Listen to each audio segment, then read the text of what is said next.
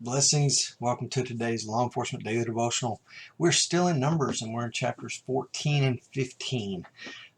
As we talked about yesterday, we kind of came up to this climax of being on the edge of Canaan, and the scouts go in and come back and two give a good report, and 10 or is it 2 from each tribe? And anyway, 22 or 10 give a bad report.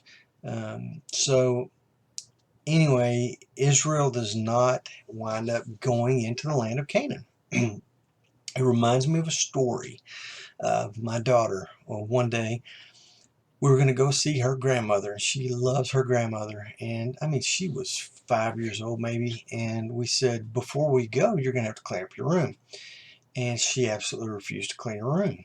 So we waited a couple hours, and then when it got to the past really the time we were supposed to leave and we were running out of time to make it there and back, I called my mom and said, we're not going to make it, and then explained to my daughter, we're not going because you wouldn't clean up your room. Oh, and then she pitched a fit and she wanted to go, and I'll clean up my room now, and it was too late, and we didn't go.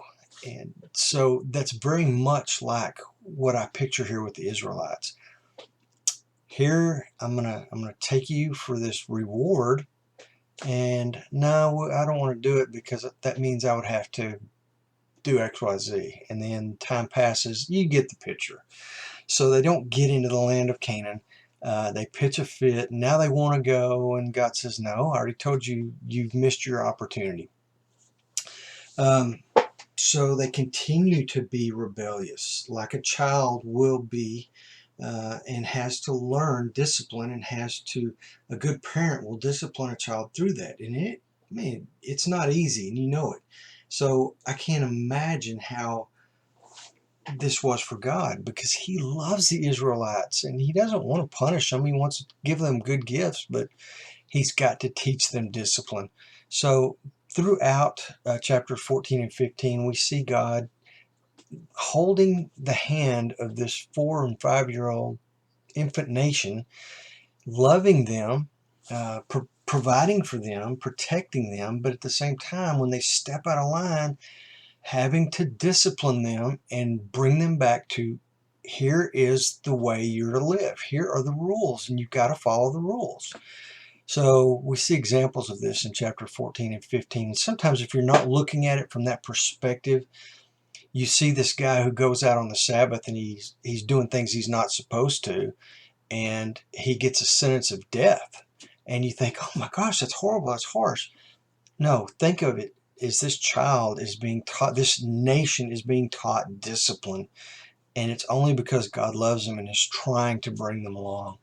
So we see this in the story, but we've got to keep that real perspective on the truth of what's going on, and it'll help us.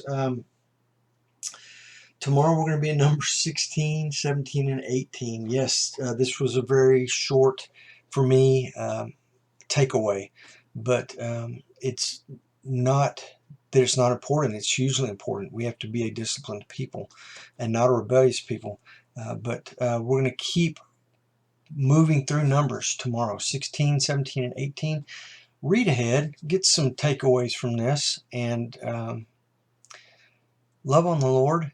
He loves you. He wants to hold your hand and give you loving kindness. Blessings, and I'll see you tomorrow.